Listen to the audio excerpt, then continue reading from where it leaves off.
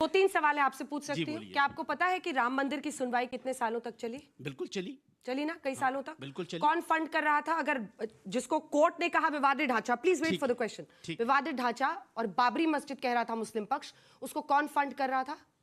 Fund आ रहा था। आ रहा था ना? बिल्कुल। कौन दे रहा था? वकीलों को पैसा तो जा ही रहा था। कौन दे रहा था? तो बहुत सारी तंजीमें जो दे रही थी। All India Muslim personal law board, Owaisi की पार्टी, अनेकों लोग थे जो बाबरी मस्जिद के लिए आप बाबरी पैसा दे मस्जिद रहे थे। वहाँ मस्जिद बचाने, वहाँ मस्जिद तोड़ी गई। किसी का मंदिर मस्जिद तोड़ी गई। किसी का मंदिर हमें कब्जे में बाबरी लेके से मस्जिद लेना बनाओगे? देना ये अल्लाह की कोर्ट ने इबादत ये सिखाती नहीं है कहा आपको? ये कि इस्लाम मंदिर सिखाता है आपको? तोड़ के मस्जिद बनाई गई। ऐसी ये नहीं कहा। हेलो नमस्कार दोस्तों, कैसे आप? आशा करता हूँ आप सभी लोग अच्छे होंगे। आज की डिबेट बहुत ही जबरदस्त होने वाली है। बीजेपी प्रवक्ता गौरव भाटिया जी ने एमआईयू और बाबरी मस्जिद को लेकर क्या बोला, जानने के लिए बने रहे हमारे साथ में लास्ट तक। डिबेट बहुत ही इंटरेस्टिंग होने वाली है। चैनल पर पहली बार आए, चैनल को प्लीज सब्सक्राइब करें। पैसे दे रहे थे ना लोग। अगर है तो किसी देश में दे रहे थे। चलिए अब आप लोग हाथ उठाइए जिनको सवाल पूछना है। सवाल पूछना है किसी को, आप उसका जवाब दे दीजिए। जानबूझकर वो कह रहे हैं कि अगर बाबर का नाम नहीं लेंगे आप लोग तो म्यूनिसिपैलिटी का भी चुनाव नहीं जीत पाएंगे। देखिए, एक बात मैं बहुत इज्जत से कहता हूं, जो लोग अभी भी बाबर की वकालत करते हैं, ना हिंदू बनूंगा ना मुसलमान बनूंगा, मैं गद्दारों की औलाद हूं, मैं गद्दार बनूंगा। और ये हिंदुस्तान में ऐसे लोग हैं। और क्यों है मैं आपको बताता हूं।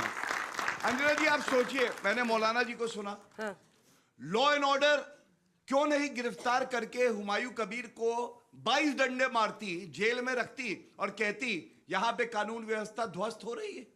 नहीं करा ममता बनर्जी ने, एक सवाल नहीं पूछा। दूसरी बात, आप हज जाते हैं, हम लोग सम्मान करते हैं। आप मुझे बताइए, आप भाई हैं मेरे, अगर कहे कि मृत्यु हज है, जैसे ममता बनर्जी ने कहा था ये मृत्यु कुंभ है, क्या अच्छा लगता है ऐसे शब्द बोलना? नहीं अच्छा लगता है। और तीसरी बड़ी बात, क्यों हम लोग मुगल से, बाबर से नफरत करते हैं, उनको अपना आदर्श नहीं मानते? मैं अपनी बात रख लूं फिर उसके बाद देखिए, आपके लिए मोहम्मद, आप उसका सम्मान करते हैं, हम भी सम्मान करते हैं। गुरु तेग बहादुर, गुरु गोविंद सिंह जी, दो गुरु हैं सिखों के। गुरु तेग बहादुर जी का सर तन से जुदा कर दिया औरंगजेब ने, और ये लोग कहते हैं कि ये हमारे आदर्श है। हमारे सिख भाइयों पे क्या बीती होगी आप बताइए, क्या बीती होगी? और मैं इसलिए कहता हूं, अगर कोई किसी के लिए भगवान है, गुरु है, बीच में मत बोलिए, बीच में मत बोलिए, पलटिए मत, पलटिए मत प्लीज। मैं अपनी बात पूरी कर लूं, अंजना जी, मैं पूरी कर लूं प्लीज। मेरा केवल एक कहना है, अगर एक तो सर आप स्टैंड क्लियर रखिए, कभी इधर झुकते हैं कभी उधर झुकते हैं, समझ ही नहीं आ रहा है। मेरा सिर्फ इतना कहना है, यहाँ एक भी भाई बहन इससे असहमत नहीं होगा। अगर किसी का भगवान है, किसी का गुरु है, और दूसरा व्यक्ति दूसरे धर्म का गला काट दे और वो कहे जिसने काटा है वो आदर्श है, तो सौहार्द नहीं हो सकता, भाईचारा नहीं हो सकता। जैसे आपके मोहम्मद आपके लिए पूजनीय है, ऐसे गुरु तेग बहादुर, शिवाजी महाराज हमारे लिए पूजनीय है। और उनके लिए अगर आप गलत शब्द कहेंगे तो भारत से मैं बोलूं, एक मिनट अंजना जी, मैं छोटा सा जवाब। देखिए, बहुत अच्छी बात बोली। तो मैं तो यही कहूंगा, ना हिंदू बनूंगा ना मुसलमान बनूंगा, इंसान की औलाद इंसान बनूंगा।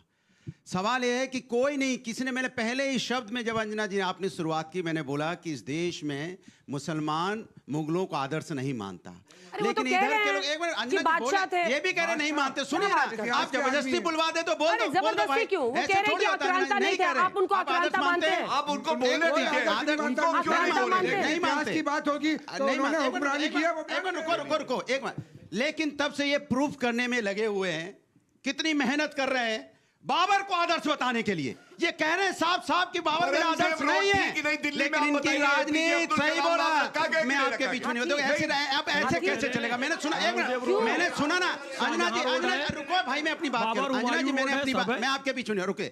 सवाल ये है, देश हिंदुस्तान में हिंदू, मुस्लिम, सिख, ईसाई सब मिलके प्यारा सा हिंदुस्तान बना, इसलिए विश्व में इसको प्यार से जाना जाता है कि हिंदुस्तान को सब लोग इतना प्यार क्यों करते हैं, इसको विश्वगुरु बनाने की बात क्यों होती है? क्योंकि हिंदुस्तान में सभी का सम्मान है ना, सभी धर्मों का सम्मान है।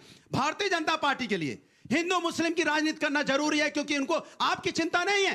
एक बार भी इन्होंने अगर यूनिवर्सिटी की बात की हो तो बताइए, इतनी देर से बातें कर रहे हैं। एक बार इन्होंने बताया कि यहाँ मेडिकल कॉलेज बनना चाहिए, एक बार बोला तो बताइए। जब से बाबर बाबर बाबर बाबर बाबर, यूनिवर्सिटी नहीं बनेगी क्या देश के अंदर में? मेडिकल कॉलेज नहीं बनेगा क्या देश के अंदर में? सवाल है कि इनको आपकी चिंता नहीं है, आपकी चिंता नहीं है। आप अगर जहरीला पानी पीने से आपकी मौत हो जाए तो हो जाए, कोई दिक्कत नहीं उन्हें। अगर आप जहरीली हवा से आपकी सांसें रुकती है तो रुक जाए, ठीक है। लेकिन इनको क्या चाहिए?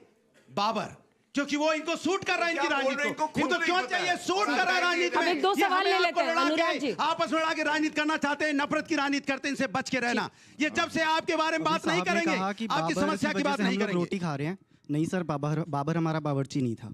और मेरा सवाल ये है कि क्या अब इस देश की राजनीति अब 3M फॉर्मूले से ही चलेगी, जिसमें पहला तो मुफ्त का था ही, बीच में मंदिर आया और अब मस्जिद हो गया। क्या इन 3M फॉर्मूले से हटके देश की राजनीति होगी, बिल्कुल या सही। बस इसी में गिरते बिल्कुल, जाएंगे ताली हम पीटो, लोग आपको और अच्छी बात कह रहा है। मामला बहुत ही खराब होता जा रहा है। जवाब किससे चाहिए? जो दे दे अच्छा। अच्छा दे, अब मैं बोल दूं, मैं देता हूं जवाब। किसी को सवाल? अंजना जी मैं जवाब दे देता हूं, क्योंकि हम ही अच्छी बात कर रहे नीचे हो क्या? हैं, बाद बाकी तो नफरत की बातें हो रही हैं। कितना अच्छा सवाल उसने पूछा। उसने कहा कि इस देश के अंदर में क्या मंदिर, मस्जिद, मुस्लिम, हिंदू यही होगा? इंसानियत की बात नहीं होगी, इंसान की बात नहीं होगी। यही तो मैं इतनी देर से चिल्ला रहा हूं, लेकिन उधर से आवाज आती है और नाटक करने के लिए एक अलग से हल्ला मचाना शुरू करते हैं। ये हमें बताना चाहते हैं वंदे मातरम बोलो। कौन यहाँ जो वंदे मातरम भारत माता की जय नहीं बोलता? बोलिए। सभी लोग तो बोलते हैं, भारत माता की। अरे बाजू बोल से रहे हैं ना? बुलवाओ, उधर से तुम बुलवाओ। कौन अरे होते हो? ये सब बोल लेंगे। तुम अभी तो- देखो, अभी उधर हाथ करो। कंगन वो फारसी का, करो। पढ़े आप लिखो तो बताओ, फारसी सभी तो का। भारत माता कौन की जय नहीं बोल रहे बोलेगा? हैं। देखना। वंदे वंदे। और कैमरा इधर दिखाते रहो, जोर से बोलना। वंदे वंदे। देखो सारी आंखों का आप कैमरा देखो, सब वंदे मातरम बोल रहे हैं, फिर आप हल्ला क्यों मचा रहे हो? भारत माता अब देखिए अंजना जी, बोलो, कौन सभी नहीं देश बोला? के अंदर में भारत कौन माता नहीं की जय बोला? बोलते हैं, वंदे मातरम अरे बोलते हैं, अपने सभी का बाजू में सम्मान देखो, कौन करते नहीं हैं। बोला? फिर आप क्यों हल्ला मचा रहे थे? चलो, हम फिर आप बोलेंगे क्यों हल्ला वंदे मचा रहे थे? मातरम। फिर क्यों हल्ला मचा रहे थे? भदौरिया जब जी, सभी भारत माता की जय आप भी बोलते हैं, बोलो। वंदे मातरम बोलते हैं, तो उधर से राजनीति क्यों बुलवाओ। कर रहे हो भाई? बाजू में अब दो इनकी दो समस्या की मौलाना बात कर खड़े लो, किए हुए उनकी वंदे मातरम तकलीफ नहीं की बात बोलने कर लो, वाले, उनके करे सब दर्द की वंदे बात कर मातरम लो। बोलते हैं। मैं आशा करता हूं आपको डिबेट पसंद आई होगी। ऐसे इंटरेस्टिंग और धमाकेदार डिबेट्स को देखने के लिए हमारे चैनल को सब्सक्राइब करें, वीडियो को शेयर करें। मिलते हैं ऐसी एक और धमाकेदार डिबेट के साथ में।